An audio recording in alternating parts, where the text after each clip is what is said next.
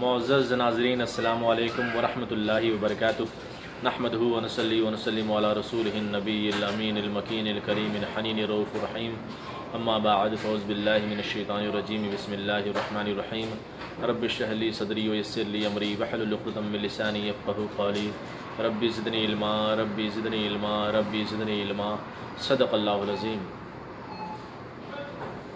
انشاءاللہ الرحمن سورہ فاطر کا ترجمہ اور اس کی تفسیر پیش کرتا ہوں۔ سورہ فاطر کا معنی ہے پیدا کرنے والا، یعنی اللہ تعالی زمین و آسمان اور ساری کائنات کو پیدا کرنے والا ہے، وہی کریٹر ہے۔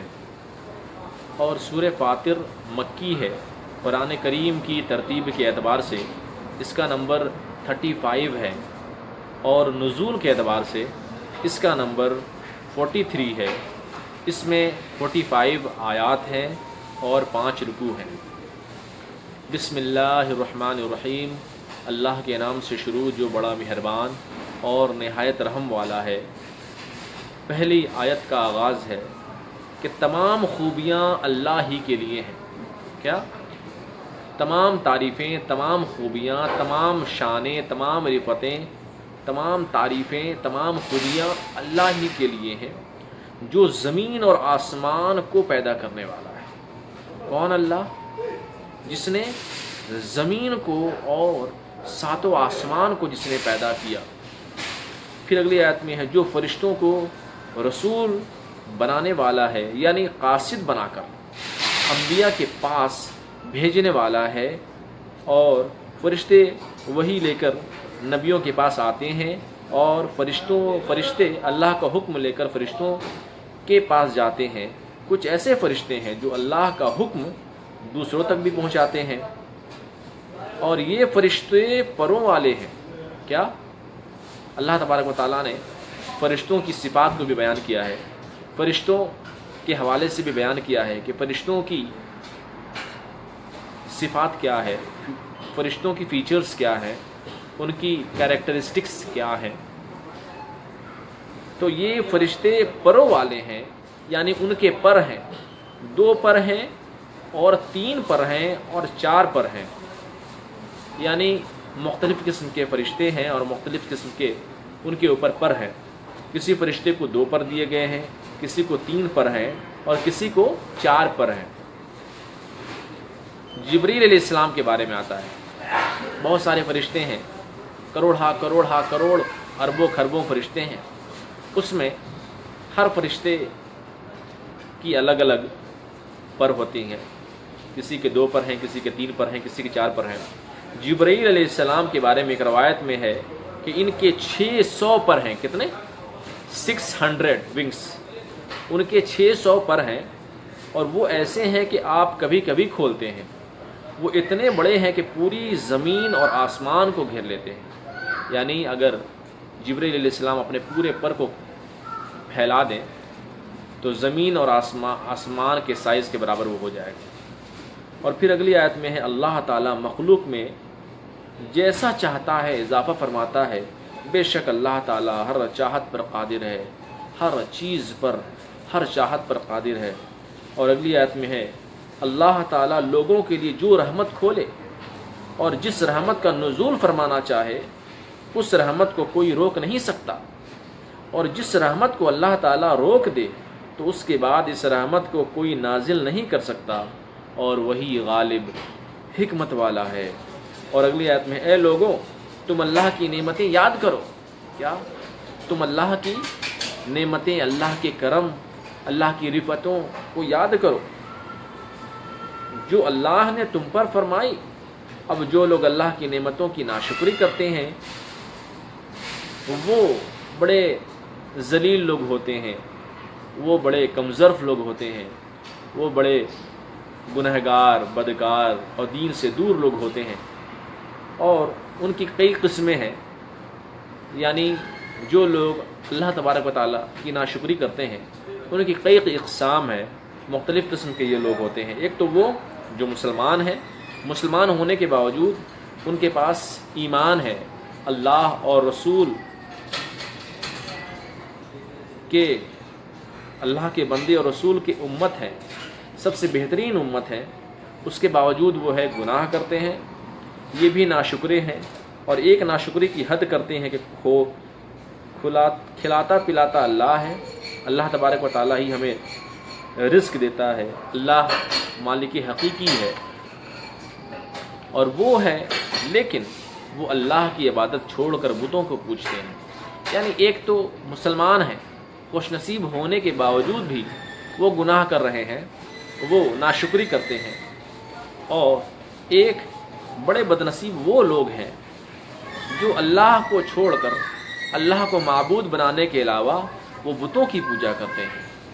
اور پھر اگلی آیت میں ہے، کیا اللہ کے سوا کوئی اور خالق ہے کہ وہ تمہیں آسمان اور زمین سے روزی دیتا ہو؟ جب ایسا کوئی بھی نہیں تو تم اللہ کی نافرمانی کیوں کرتے ہو؟ تو تم اللہ رب العزت کو کیوں جھٹلاتے ہو؟ تم بتوں کی پوجا کیوں کرتے ہو؟ تم غیر اللہ کو کیوں مانتے ہو؟ اللہ کے سوا کوئی معبود نہیں۔ پھر اللہ فرماتا ہے، اللہ کے سوا کوئی معبود نہیں، وہ اکیلا ہے، وہ تنہا ہے، وہ خالق ہے، وہ مالک ہے، وہ رازق ہے، وہ حاکم ہے، وہ شفیع ہے، وہ رحیم ہے، وہ کریم ہے، وہ جبار ہے، وہ ستار ہے، اللہ کے سوا کوئی معبود نہیں۔ پھر تم کہاں اوندھے منہ جاتے ہو؟ سوچتے کیا ہو؟ سوچتے کیوں نہیں؟ اور پھر اگلی آیت میں ہے، نبی اکرم صلی اللہ علیہ وسلم کی جب کافر تکذیب کرتے تو آپ رنجیدہ ہوتے، تو اللہ نے فرمایا کہ یہ کافر آپ کی تکذیب کرتے ہیں، یہ کافر آپ کو جھٹلاتے ہیں، اور تو آپ رنج نہ کریں، آپ اداس نہ ہوں، آپ افسوس نہ کریں۔ آپ سے پہلے رسولوں کو بھی جھٹلایا گیا، کیا آپ سے پہلے رسولوں کو بھی جھٹلایا گیا، اور اللہ ہی کی طرف تمام معاملات لوٹائے جاتے ہیں۔ یعنی حقیقی قادر، حقیقی مالک، حقیقی خالق کون ہے؟ اللہ ہے، وہ تو صرف اللہ تعالیٰ ہے، وہ تو صرف اللہ رب العزت ہے۔ یہ دنیا کے لوگ چاہے کچھ بھی کر لیں،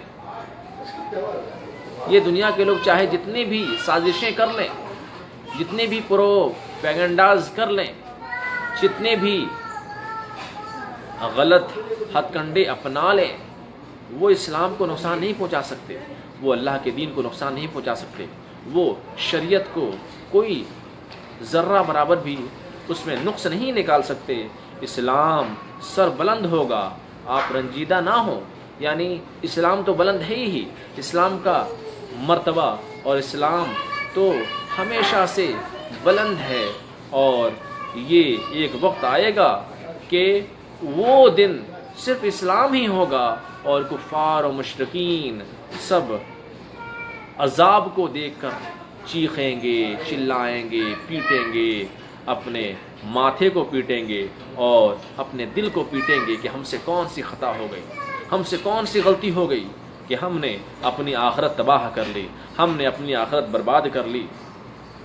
اے لوگوں، بے شک اللہ کا وعدہ سچا ہے، نیکی کرنے والوں کا صلہ اچھا ہے اور برائی کرنے والوں کا انجام برا ہے۔ یعنی اللہ تبارک و تعالیٰ نے قرآن کریم میں بیشتر یعنی بہت سارے مقامات پہ، سینکڑوں مقامات پہ قیامت کا ذکر کیا ہے، قیامت کا ذکر کیا ہے، قیامت کا ذکر کیا ہے۔ سورہ فاتحہ میں بھی ہے، مالک یوم الدین، یعنی روز جزا کا مالک وہی ہے، یعنی جزا و سزا کا مالک، یعنی قیامت کے دن کا مالک۔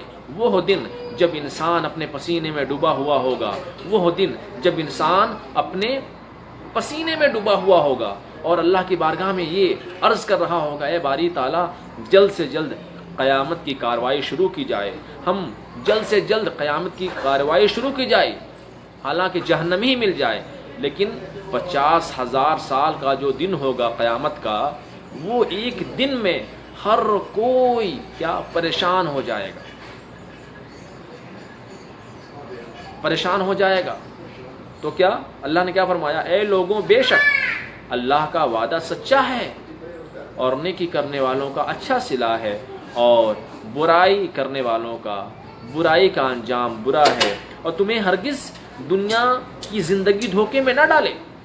یہ اللہ نے فرمایا کہ تمہیں دنیا کی زندگی ہرگز دھوکے میں نہ ڈالے. یعنی ہم جو بھی گناہ کرتے ہیں رزق کے لیے حرام کماتے ہیں, حرام رزق تلاش کرتے ہیں, ٹی وی کے ذریعہ, اس کے بعد جو ہے اور ایکٹنگ کے ذریعہ, سنگنگ کے ذریعہ, ان تمام پروفیشنز کو کیا کرتے ہیں ہم اپنی زندگی میں اس کے ذریعہ ہم روزی کماتے ہیں. جھوٹ بول کر کچے سامان کو پکا بولتے ہیں, ہے نا, کھٹا سامان کو میٹھا بولتے ہیں, اور اس طرح سے ہم جھوٹ بول کر, ہم کم تول کر کیا کرتے ہیں, رزق کماتے ہیں. وہ رزق جس کے بارے میں اللہ تبارک و تعالیٰ نے فرمایا ہے کہ کوئی بھی انسان چاہے جتنا بڑا بھی ناکامیاب شخص ہو, کوئی بھی انسان آپ دیکھ لیں, میں تو وہی دیکھتا ہوں کہ جو شخص 5,000 روپے بھی کماتا ہے وہ بھی اپنے پیٹوں کو بھر لیتا ہے. کوئی 10 بھی کماتا ہے, کوئی 20,000 بھی کماتا ہے, کوئی 50,000 بھی کماتا ہے, اس کا بھی پیٹ بھرا ہوتا ہے.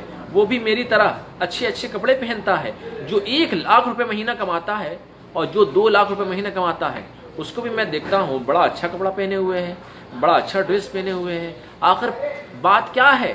یعنی آپ دیکھ لیں کہ رازق وہ اللہ رب العزت ہے. آپ کو رزق کہیں سے بھی ملے گا, یعنی اللہ تبارک و تعالیٰ غذا آپ کو فراہم کر دے گا. بہت سارے لوگ نے زندگی میں کچھ کام نہیں کیا, گاؤں میں بیٹھے ہوئے ہیں, دیہات میں بیٹھے ہوئے ہیں, شہر میں بیٹھے ہوئے ہیں, کچھ کام نہیں کرتے, مگر ہم دیکھتے ہیں کہ انہیں 3 وقت کی روزی روٹی مل جاتی ہے, 3 وقت کا کھانا مل جاتا ہے. کیوں؟ کیونکہ اللہ تبارک و تعالیٰ نے وعدہ کیا ہے کہ ہم تمہیں بھوکا نہیں رکھیں گے, ہم تمہیں رزق عطا کریں گے.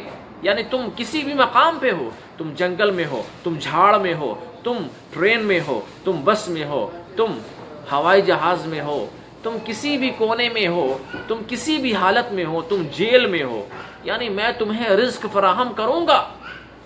چاہے تم کھلے باڑی میں رہتے ہو, چاہے تم جھونپڑی میں رہتے ہو, چاہے تم بڑے محل میں رہتے ہو, چاہے تم فلیٹ میں رہتے ہو, چاہے تم 2 تلے مکان میں رہتے ہو, تم کہیں بھی رہو, ہم تمہیں رزق عطا کریں گے, ہم تمہیں روزی عطا کریں گے. تو کیا ہمیں حلال روزی کمانا چاہیے, ہمیں کیا حلال روزی کمانا چاہیے.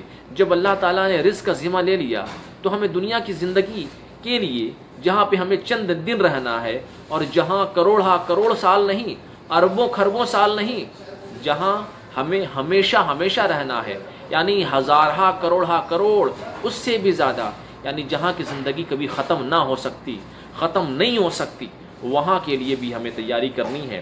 تو اللہ نے کیا فرمایا, تمہیں ہرگز دنیا کی زندگی دھوکے میں نہ ڈالے.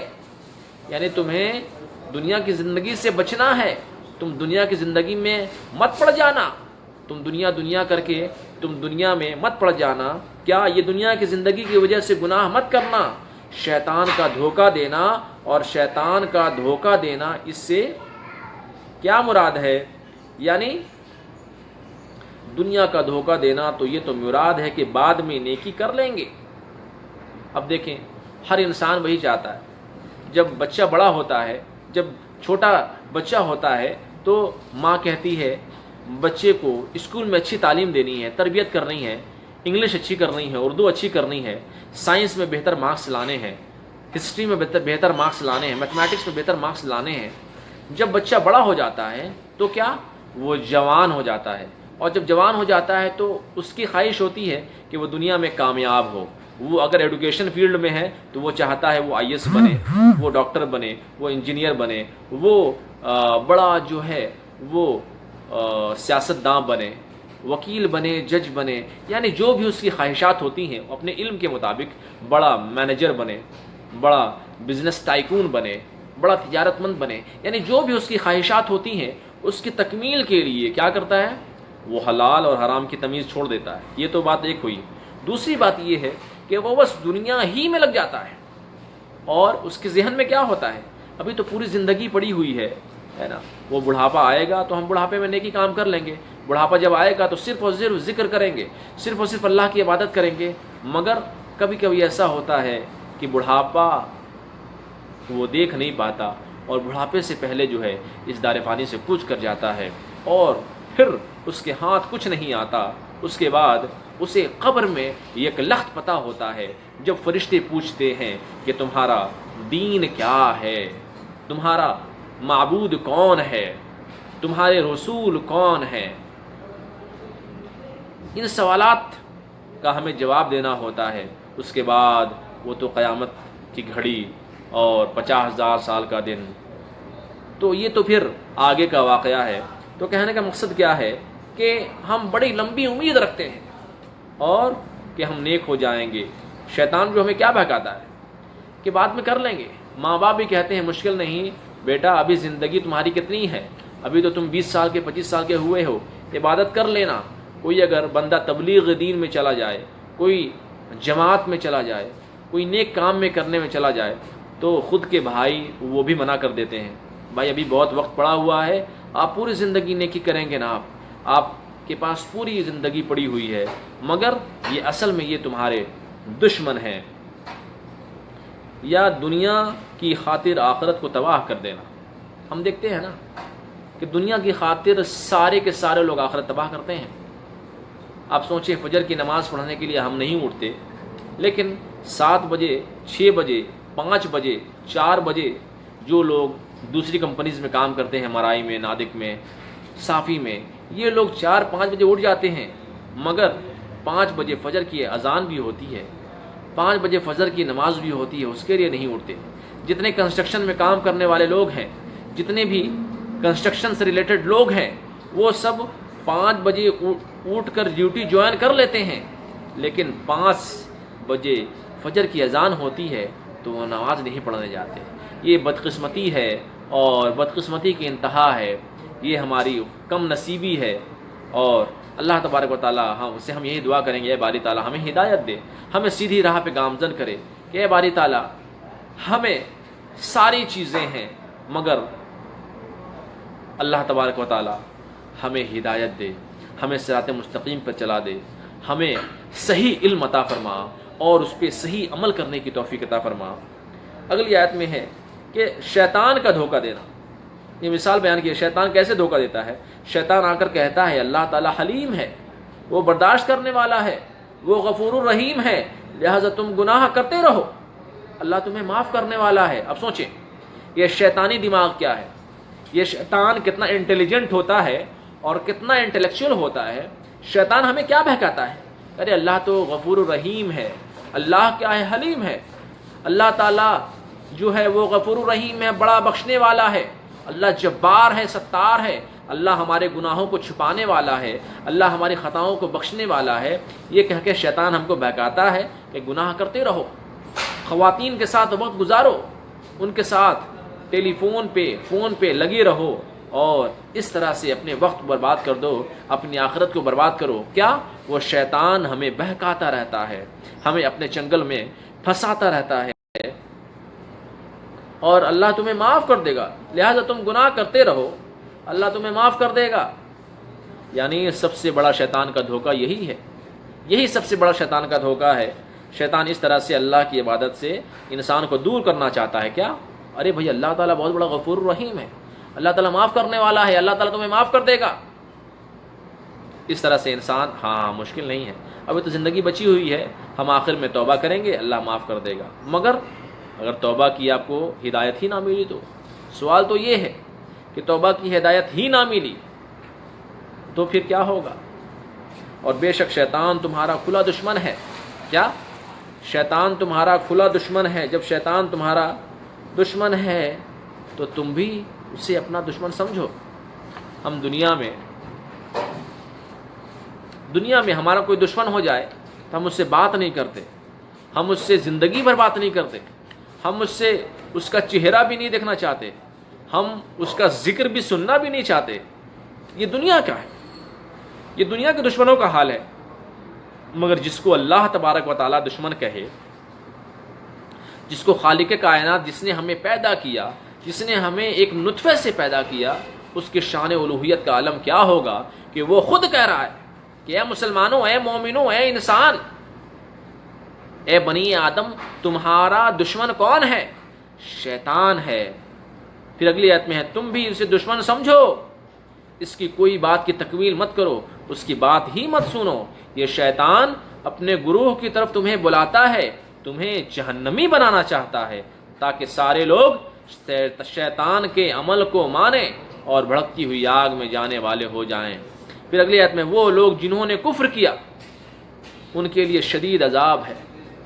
یعنی جنہوں نے اللہ کو جھٹلایا، جنہوں نے قرآن کو جھٹلایا، جنہوں نے رسول اللہ صلی اللہ علیہ وسلم کو جھٹلایا، کیا وہ لوگ جنہوں نے کفر کیا ان کے لیے شدید عذاب ہے. اور وہ لوگ جنہوں نے اچھے عمل کیے، ایمان لائے اور اچھے عمل کیے، نیک عمل کیے، خالق کائنات کی فرما برداری کی، ان کے لیے کیا ہے؟ مغفرت ہے اور ان کے لیے بڑا اجر ہے. اور پھر اگلی آیت میں ہے سب سے بڑی برائی یہ ہے کہ انسان گناہ کو گناہ نہ سمجھے. گناہ کو گناہ نہ سمجھنا یہ کفر ہے. آپ اس بات کو نوٹ کر لیں. کوئی انسان اگر ایسا کہے کہ فیشن پرستی کرنا یہ گناہ نہیں، یا خواتین کو دیکھنا، سرے سے دیکھتے چلے جانا، ایک بار دو بار بس دیکھتے چلے جانا، اس میں گناہ نہیں ہے، تو حالانکہ اس نے شریعت کے خلاف عمل کیا، جس کی وجہ سے جو ہے اس نے شریعت کو جھٹلایا، شریعت کی مخالفت کی، جس کی وجہ سے اس نے لزومی کفر کیا، اور اس طرح سے وہ کفر کے دائرے میں وہ آ جاتا ہے. کہ سب سے بڑی برائی یہ ہے کہ انسان گناہ کو گناہ نہ سمجھے. آج دیکھ لینا آپ، عام ہو چکا ہے، بھائی کے ساتھ بہن ہے اور بہن کسی دوسرے لڑکے سے بات کرتی ہے تو بھائی منع نہیں کرتا، وہ کہتا ہے وہ تو کلاس میٹ ہے، وہ تو کلیگ ہے، وہ تو دوست ہے. ایسا نہیں ہو سکتا، ایسا ہرگز نہیں ہو سکتا. یہ بالکل غلط ہے، جہالت ہے، اور یہ احمقانہ فعل ہے. برائی اچھی لگنے لگے، یہ انسان کی سب سے بڑی تباہی ہے. ایک بڑی تباہی کیا ہے کہ گناہ کو گناہ نہ سمجھنا، اور دوسرا کیا ہے کہ برائی اچھی لگنے لگے. آج دیکھ لیں برائی اچھی کیسے لگنے لگے. آج کل لوگ فخر کرتے ہیں. آپ کسی لڑکے سے پوچھ لیں کہ تمہاری کتنی گرل فرینڈ ہے، وہ کہے گا میری 4 گرل فرینڈ ہے. کوئی دوسرا شخص بولے گا میری 6 گرل فرینڈ ہے. کوئی تیسرا شخص بولے گا میری 8 گرل فرینڈ ہے. تو اس طرح سے یہ لوگ ایسا کہہ کے خود کو فخر محسوس کرتے ہیں، یعنی برائی کو برائی نہیں سمجھتے. کیا برائی کو برائی نہیں سمجھتے. اور اگلی آیت میں ہے برائی اچھی نہ لگے، برائی اچھی لگنے لگے، یہ انسان کی سب سے بڑی تباہی ہے. اور اگلی آیت میں کیا وہ شخص جس کے لیے برے کام اچھے بن گئے، مزین کر دیے گئے، تو وہ ان برے کاموں کو اچھا سمجھتا ہے. کیا یہ نیک لوگوں کی طرح ہو سکتا ہے؟ ہرگز نہیں. یعنی ایک شخص جو ہے وہ نمازیں پڑھ رہا ہے، اللہ کی عبادت کر رہا ہے، اللہ کی کبریائی بیان کر رہا ہے، اور ایک شخص جو ہے وہ گناہ کر رہا ہے اور برے کام میں مشغول ہے، تو کیا دونوں برابر ہو سکتے ہیں؟ نہیں. نیکی کرنے والا اللہ کی بارگاہ میں مقبول ہے اور برائی کرنے والا اللہ کی بارگاہ میں مردود ہے. نیکی کرنے والا اللہ کی بارگاہ میں خوش نصیب ہے، برائی کرنے والا اللہ کی بارگاہ میں بدبخت ہے. نیکی کرنے والا اللہ کی پاکی بیان کرنے والا اللہ کی بارگاہ میں کیا ہے؟ خوش نصیب ہے، اور برائی سے پیوست رہنے والا کیا ہے؟ بد نصیب ہے. اور بس اللہ تعالیٰ جسے چاہتا ہے گمراہ فرماتا ہے، اور اللہ اسے گمراہ کرتا ہے جو گناہ کر کے اللہ کو ناراض کرتا ہے. اب سوچیں کتنی اچھی بات اللہ نے فرمائی کہ اللہ تعالیٰ جسے چاہتا ہے اسے گمراہ فرماتا ہے. تو ہم اللہ تعالیٰ کی بارگاہ میں کیا دعا کریں گے؟ اے باری تعالیٰ، ہم تو گناہ گار بندے ہیں، بدکار ہیں، سیاہ کار ہیں. ہمارے جسم کا ہر گوشہ گوشہ، ہمارے جسم کا قطرہ قطرہ، ہمارے جسم کا ہر لہو ہو سکتا ہے کہ گناہ گار ہیں، ہم بدکار ہیں، ہم سیاہ کار ہیں، مگر تیری رحمت اور تیرے کرم کے مقابلے کروڑا کروڑ ذرے کا ایک ذرہ بھی نہیں. ہاں ہم نے گناہ کر کے آسمان کو بھر دیا ہے، ہاں ہم نے گناہ کر کے زمین کو بھر دیا ہے، مگر تیرے رحم تیرے کرم کا ایک کروڑا کروڑ ذرے کا ذرہ بھی نہیں ہے. تو بڑا رحم کرنے والا ہے. تیری تو شان ربوبت یہ ہے کہ تو ساتوں آسمان کا مالک ہے، ساتوں زمین کا مالک ہے، اور دنیا کی جتنی مخلوق ہے مولا 18,000 مخلوق تیری بارگاہ میں سجدہ ریز ہیں اور سب تیری پاکی بیان کر رہی ہیں، سب تیرے ذکر میں مشغول ہیں، سب تیرا ذکر کر رہی ہیں۔ تیری تو شان یہ ہے اے باری تعالیٰ، ہمیں ہدایت دے، ہمیں ہدایت دے، ہمیں ہدایت دے، ہمیں صراط مستقیم پر چلا، ہمیں صراط مستقیم پر چلا، ہمیں صراط مستقیم پر چلا۔ اور پھر اگلی آیت میں اور جسے چاہتا ہے اللہ ہدایت فرماتا ہے۔ اے محبوب، ان کے پیچھے افسوس کرتے ہوئے آپ اپنی جان سے ہاتھ نہ دھوئیں، یعنی اے محبوب آپ اتنا رنج نہ کریں، آپ کے نصیب میں، ان کے نصیب میں ایمان ہوگا تو ایمان لائیں گے، ان کے نصیب میں ایمان ہے ہی نہیں، یہ بد نصیب ہیں، یہ بدبخت ہیں، یہ گنہگار ہیں، یہ زانی ہیں، یہ مشرک ہیں، یہ فاسق ہیں، یہ فاجر ہیں، یہ منافق ہیں، یہ کافر ہیں، یہ کفر کرنے والے ہیں، یہ جھٹلانے والے ہیں، یہ کذاب ہیں، یہ اللہ اور اس کے رسول اور اللہ کی آیتوں کو جھٹلانے والے ہیں۔ کیا کہ ان کے نصیب میں ایمان ہوگا تو ایمان لائیں گے؟ آپ اتنی محنت کرتے کہ بار بار ہر طرح سے انہیں سمجھانے کی کوشش کرتے، پھر بھی یہ نہ مانے، یہ نہیں مانتے، تو بھی یہ آپ اپنے دل کو جلاتے ہیں۔ آپ کو فکر یہ تھی کہ یہ میری بات نہیں مانتے تو پھر یہ جہنم میں جلیں گے۔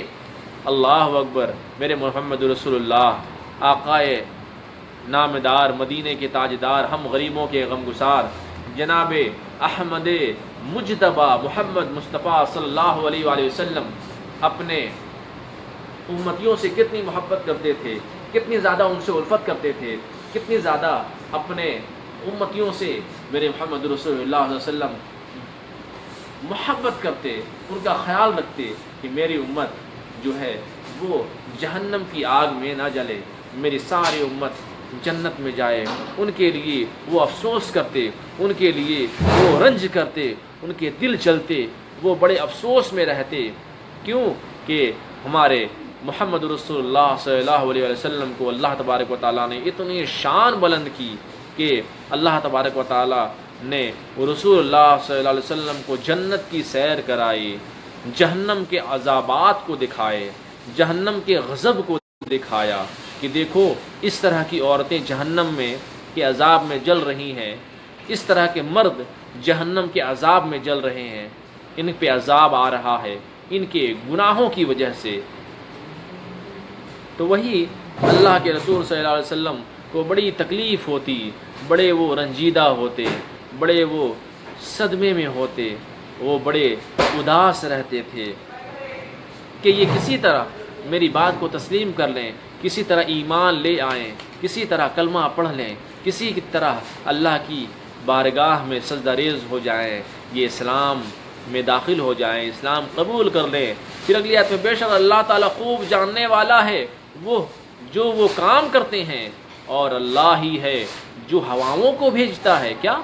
جو ہواؤں کو بھیجتا ہے، وہ ہوائیں بادلوں کو ابھارتی ہیں اور بادلوں کو لے کر آتی ہیں، پھر ہم ان بادلوں کو چلاتے ہیں ایک ایسی زمین کی طرف جو مردہ ہے، پھر ہم اس کے ذریعہ پانی کے ذریعہ مردہ زمین کو زندہ کرتے ہیں۔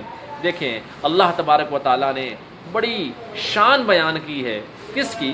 کہ اللہ تبارک و تعالیٰ علیم و خبیر ہے، کیا وہ خوب جاننے والا ہے تم جو کام کرتے ہو، یعنی تمہارا سونا، تمہارا جاگنا، تمہارا اٹھنا، تمہارا بیٹھنا، تمہارے ہاتھ کی جنبش، تمہارے جسم کے اعضاء کی جنبش، تمہارا چلنا، تمہارا دیکھنا، تمہارا بیٹھنا، تمہارا اٹھنا، تمہارا سونا، یعنی تمہارا کسی سے کلام کرنا، تمہارا کسی کے خلاف بولنا، یعنی تمہارے جسم کے اعضاء جس طرح سے کلام کرتے ہیں وہ اللہ تبارک و تعالیٰ جانتا ہے۔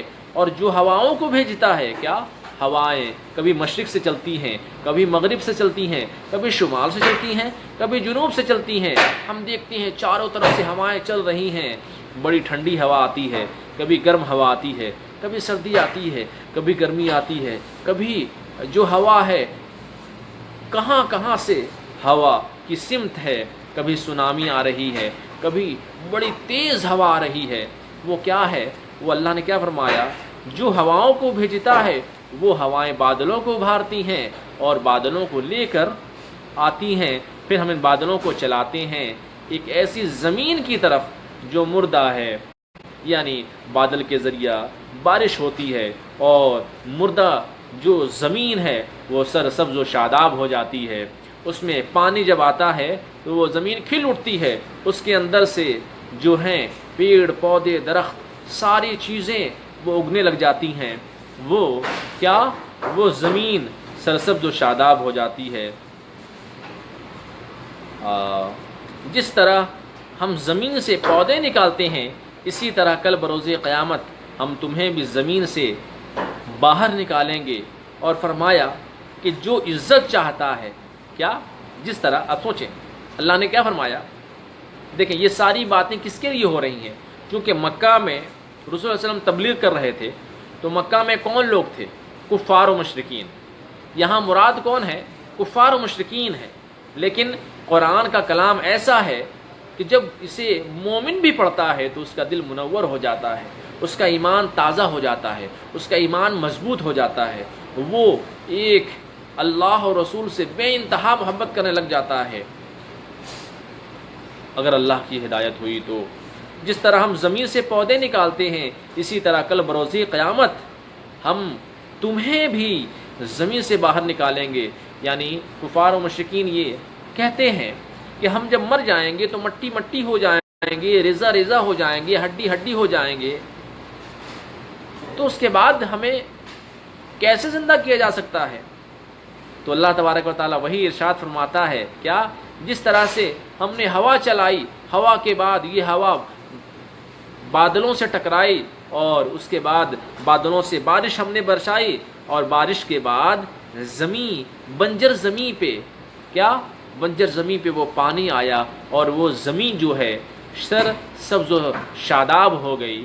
اب وہ زمین کام کرنے لگی، اب اس زمین کے ذریعہ پودے اگتے ہیں، اس کے ذریعہ دھان، اناج، کیلا، سیب، امرود اور دنیا کی ساری نعمتیں ہم اس کے ذریعہ اگاتے ہیں۔ تو اسی طرح سے ہے، جس طرح سے ایک بنجر زمین پہ ہم نے بارش برسائی اور بارش کے ذریعہ اس میں پودے اگائے، اسی طرح ہم تم کو بھی تم مر جاؤ گے، مٹی مٹی ہو جاؤ گے، ریزہ ریزہ ہو جاؤ گے، ہڈی ہڈی ہو جاؤ گے، ہم ان تمام ہڈیوں کو اور ان تمام مٹیوں کو اکٹھا کر کے تمہیں بروز قیامت زندہ کریں گے۔ اور فرمایا کہ جو عزت چاہتا ہے وہ سن لے، ساری عزت اللہ کے دست قدرت میں ہے۔ جو عزت چاہتا ہے سن لے کہ ساری عزت کس کے ہاتھ میں ہے؟ وہ اللہ کے ہاتھ میں ہے۔ یعنی وہ تو عز من تشاء و تو ذل من تشاء، یعنی تمہیں عزت دینے والا کون ہے؟ اللہ ہے۔ تمہیں ذلت دینے والا کون ہے؟ اللہ ہے۔ یعنی کوئی لاکھ کوشش کر لے، کوئی لاکھ ہتھ کنڈے اپنا لے، کوئی لاکھ تم پہ جو ہے ظلم کر لے، ستم کر لے، پروپیگنڈاز کر لے، کسی طرح سے تمہیں بہکائے، شیطان بہکائے، تمہارے دوست کلیگ تمہارے پیچھے پڑ جائیں، کیا مگر اگر اللہ تعالی نہیں چاہتا کہ تمہاری بے عزتی ہو تو ہر شخص تمہاری بے عزتی کرنے کو کھڑا ہوگا۔ اگر اللہ تبارک و تعالیٰ نے تمہیں عزت دینا چاہا تو کوئی تمہیں بے عزت نہیں کر سکتا، کوئی تمہیں بے عزت نہیں کر سکتا، اور اگر اللہ تبارک و تعالیٰ نے تمہیں ذلیل کرنا چاہا تو سارے لوگ عزت دے کر بھی تم ذلیل ہو جاؤ گے۔ تو کیا اللہ سے ڈرو، اللہ سے ڈرو، اللہ سے ڈرو۔ کیا اللہ نے کیا فرمایا جو عزت چاہتا ہے تو وہ سن لے، ساری عزت اللہ ہی کے دست قدرت میں ہے۔ اللہ کی بارگاہ میں جھک جاؤ، اللہ کی بارگاہ میں عاجزی، انکساری، توازت، قناعت، یاد الہی، رفاقت، فاقہ کشی کر لو اور یاد الہی میں، رفاقت میں زندگی گزار لو۔ اس سے کیا ہوگا؟ اللہ تعالی عزت عطا فرمائے گا۔ یعنی اگر تم چاہتے ہو کہ تمہارا ذکر کیا جائے تو تم اللہ کا ذکر کرو، فاذکرونی اذکرکم، تم میرا ذکر کرو میں تمہارا ذکر کروں گا۔ یہ قرآن ہے، اللہ تبارک و تعالیٰ نے قرآن میں فرمایا کہ تم چاہتے ہو کہ تمہارا ذکر ہو تو تم میرا ذکر بلند کرو، تم میری شان بلند کرو، تم میری کبریائی بلند کرو، تم میری بارگاہ میں سجدریز ہو جاؤ، عاجزی، انکساری، توازت، قناعت، اللہ کی بارگاہ میں سجدریز ہو جاؤ۔ اس کے بعد اللہ تبارک و تعالیٰ تمہارے مقام کو بلند کر دے گا، تمہاری عزت کو، تمہارے شان کو، تمہاری عزت کو بلند کر دے گا۔ تم اگر چاہتے ہو کہ تمہاری عزت ہو تو تم اللہ کی عزت کو بیان کرو، تم اللہ کی ربوبیت کا اعلان کرو، تم اللہ کی الوہیت کا اعلان کرو، تم اللہ کے مقام معبودیت کا اعلان کرو۔ اللہ تبارک و تعالیٰ تمہارے مقام کو بلند کر دے گا، تمہاری عزت کو بلند کر دے گا، تمہاری رفعت کو بلند کر دے گا، اور اللہ کی بارگاہ میں جھک جاؤ، اللہ تعالیٰ عزت عطا فرمائے گا، اللہ کی طرف پاکیزہ کلمات بلند ہوتے ہیں۔ اور یہی یعنی وہ انسان کلمات نکالتا ہے زبان سے یا کلمہ طیبہ پڑھتا ہے تو یہ اللہ کی بارگاہ میں پیش ہوتے ہیں۔ یعنی ہم کوئی بھی عمل کرتے ہیں، ہم کوئی بھی ذکر کرتے ہیں، کلمہ پڑھتے ہیں، کوئی بھی ذکر اللہ کا کرتے ہیں، درود شریف پڑھتے ہیں، اللہ کے کلام کو پڑھتے ہیں، سورہ فاتحہ، سورہ احد، اس کے بعد سورہ ناس، سورہ فلق، سورہ اخلاص، کوئی بھی ہم سورہ پڑھتے ہیں، وہ کیا ہوتا ہے؟ وہ اللہ تبارک و تعالیٰ کی بارگاہ میں فرشتوں کے ذریعہ پیش کیا جاتا ہے۔ اللہ تبارک و تعالیٰ چونکہ ہر چیز سے واقف ہے، مگر اس کے باوجود بھی یہ اللہ کا نظام ہے کہ اللہ تبارک و تعالیٰ ہر چیز کے لیے فرشتے منعقد کیے ہیں۔ پھر اگلی آیت میں ہے، اور اچھے عمل اللہ کی بارگاہ میں بلند ہوتے ہیں، اور وہ لوگ جو برے مکر کرتے ہیں، فریب کرتے ہیں، ان کے لیے دردناک شدید عذاب ہے۔ یعنی اللہ تبارک و تعالیٰ نے فرمایا کہ جو لوگ نیک عمل کرتے ہیں، جو لوگ رحم کرتے ہیں، جو لوگ خوش دلی کا مظاہرہ کرتے ہیں، رحم دلی کا مظاہرہ کرتے ہیں، جو لوگ صدقہ کرتے ہیں، خیرات کرتے ہیں، کسی مسکین کی مدد کرتے ہیں، کسی غریب کو خیرات کرتے ہیں، زکوٰۃ دیتے ہیں، کسی کو فائدہ پہنچاتے ہیں، ان کے لیے کیا ہے؟ کیا وہ اللہ کی بارگاہ میں بلند ہوتے ہیں۔ اور وہ لوگ جو برے مکر کرتے ہیں، فریب کرتے ہیں، ان کے لیے دردناک شدید عذاب ہے۔ یعنی جو ظلم کرتے ہیں، جو ستم کرتے ہیں، جو اللہ کو جھٹلاتے ہیں، جو کفر کرتے ہیں، جو شرک کرتے ہیں، ان کے لیے کیا ہے؟ دردناک عذاب ہے، اور ان کا مکر و فریب فانی ہے، تباہ ہونے والا ہے، خود انہیں بھی تباہ کر دے گا۔ یعنی جو لوگ گناہ کرتے ہیں، زنا کرتے ہیں، تو پوری زندگی زنا کر لے، کب تک زنا کریں گے؟ کب تک خواتین کے ساتھ وہ ملوث رہیں گے؟ جب تک جوانی ہے۔ وہ بڑھاپا جب آ جائے تو اس کے پاس سینکڑوں خواتین بھی ہوں گی، تو چونکہ وہ زندہ ہے، دنیا میں بھی ہے، لیکن وہ بوڑھا ہو چکا ہے، جسم کے اعضاء کمزور ہو چکے ہیں، تو اس کے باوجود بھی جو ہے اس کا غلط استعمال نہیں کر سکتا۔ اس کا جو اللہ نے کیا فرمایا، یہ فانی ہے، یعنی ختم ہونے والی چیز ہے، یہ ٹیمپروری ہے، اور بڑھاپے کے بعد وہ مر جائے گا۔ یعنی جوانی کی عمر کتنی ہے؟ 30 سال، 40 سال، 20 سے 30 سال تمہاری جوانی کی عمر ہے، اور میکسیمم 40 سال تم جوان رہو گے، میکسیمم۔ جس کی عمر 80 سال ہو گئی، جس کی عمر 70 سال عطا ہو گئی، وہ کتنے سال کی جوانی ہے؟ 20 سے 30 سال یا 40 سال۔ اس کے بعد تو اسے مرنا ہے، اس کے بعد اسے موت ہے، اس کے بعد اسے اس دار فانی سے کوچ کر جانا ہے۔ تو اللہ نے کیا فرمایا؟ ان کا مکر و فریب فانی ہے اور تباہ ہونے والا ہے، خود انہیں تباہ کر دے گا۔ یعنی انہوں نے جو زندگی گزاری زانی بن کر، جو چغل خور بن کر، غیبت خور بن کر، انہوں نے جو زندگی ظالم بن کر، جو انہوں نے چور بن کر، جو انہوں نے مکار بن کر، جو انہوں نے فریبی بن کر، جو انہوں نے ڈاکہ زنی کر کے جو انہوں نے زندگی گزاری، وہ کیا ہے؟ یہ تو فانی ہے اور انہیں تباہ کر دے گی۔ اور اللہ نے تمہیں مٹی سے پیدا کیا، کیا؟ یعنی اللہ نے کیا فرمایا؟ اللہ آدم علیہ السلام کو اللہ تبارک و تعالیٰ نے مٹی سے پیدا کیا، اور تمہیں پھر نطفے سے پیدا کیا۔ ہم آپ کیسے پیدا ہوئے؟ ہم لوگ کی پیدائش کیسے ہوئی؟ ایک نطفے سے پیدا ہوئی۔ انسان کو اللہ نے ایک سیاہ بدبودار سیاہ بجتے ہوئے گارے سے پیدا کیا، ایک ناپاک پانی کے قطرے سے ہمیں پیدا کیا، پھر تمہیں جوڑے جوڑے کر دیا۔ یعنی ایک میل اور فیمیل کے ذریعہ ہماری تشکیل ہوئی، ہم بنے، اور کوئی مؤنث کوئی مادہ اپنے پیٹ میں بچے کو رکھتی اور جنتی ہے، یہ سب اللہ کے علم کے مطابق ہے۔ یعنی اللہ تبارک و تعالیٰ نے کیا فرمایا کہ کس عورت کے پیٹ میں بچہ ہے، جب اس کے پیٹ میں وہ قطرہ گیا اس کے بعد اس کا دھیرے دھیرے جو ہے وہ لتھڑا بڑا، لتھڑا کے بعد جو ہے گوشت بنا، گوشت کے بعد جو ہے ہڈی بنی، ہڈی کے بعد جو ہے پورا جسم جو ہے 9 مہینے میں تشکیل پا گیا۔ اور اللہ تبارک و تعالیٰ نے کیا فرمایا؟ وہ ہر چیز کو جانتا ہے، وہ ہر چیز سے باخبر ہے۔ کیا؟ اور اللہ تبارک و تعالیٰ کے علم میں ساری چیزیں ہیں، اسی کے علم کے مطابق ہیں، اور اللہ تعالیٰ سب جانتا ہے۔ اللہ نوز ایوری تھنگ، اللہ ہر چیز سے واقف ہے۔ کیا؟ جس عمر رسیدہ، آپ سوچیں، کسی کو جس عمر رسیدہ شخص کو لمبی عمر دی جاتی ہے اور جس کی عمر کم کی جاتی ہے، سب لوح محفوظ میں مقرر ہیں، وہ سب لکھا ہوا ہے۔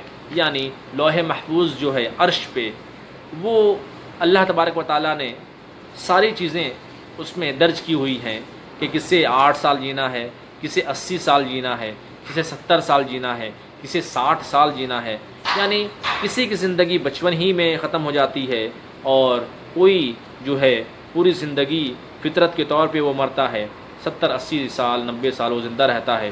تو یہ سب اللہ رب العزت کی مرضی کے مطابق ہوتا ہے، اور یہ ساری چیزیں جو ہیں وہ اللہ تبارک و تعالیٰ نے لوح محفوظ پہ لکھ دی ہیں۔ تو ہم یہی کہیں گے کہ اللہ تبارک و تعالیٰ کتنا بڑا علیم و خبیر ہے، ہم تصور بھی نہیں کر سکتے۔ اور اگلی آیت میں یہ سب کچھ کرنا اللہ پہ بہت آسان ہے، اور 2 دریا 2 سمندر برابر نہیں ہے۔ یعنی یہ بہت میٹھا ہے، اس کا پانی بہت سہل ہے، آسان ہے، اور یہ نمکین اور بہت زیادہ نمکین ہے۔ اور ہر دریا سے اور ہر سمندر سے تم تازہ گوشت کھاتے ہو، یعنی مچھلیاں کھاتے ہو۔ آپ چلے جائیں دنیا کے کسی بھی جگہ میں، آپ جہاں پہ دریا ہو، جہاں پہ سمندر ہو، آپ دیکھیں گے بڑی بڑی مچھلیاں ہیں، بڑی بڑی مچھلیاں ہیں۔ مچھوارے جو ہیں، فشر مین، وہ مچھلیاں پالتے ہیں، مچھلیوں کے ذریعے زندگی گزارتے ہیں، کچھ کام نہیں کرتے، وہ مچھلیاں پکڑتے ہیں اور مچھلیاں پکڑ کر کے اسے بیچتے ہیں، خود بھی کھاتے ہیں اور جو دوسروں کو بھی کھلاتے ہیں۔ اس طرح سے ان کی زندگی چلتی ہے۔ اللہ نے کیا فرمایا؟ ہر دریا سے اور ہر سمندر سے تم تازہ گوشت کھاتے ہو، یعنی مچھلیاں کھاتے ہو، اور تم زیورات نکالتے ہو، موتی یاقوت سمندر سے۔ تو جتنے بھی سمندر سے بہت سارے موتی اور زیورات جو نکلتے ہیں، یاقوت نکلتے ہیں، وہ سب جو ہیں وہ سمندر سے نکلتے ہیں۔ تو اس طرح سے اللہ تبارک و تعالیٰ کا کرم، اللہ تبارک و تعالیٰ نے ان آیات کے ذریعہ ہمیں بتایا ہے۔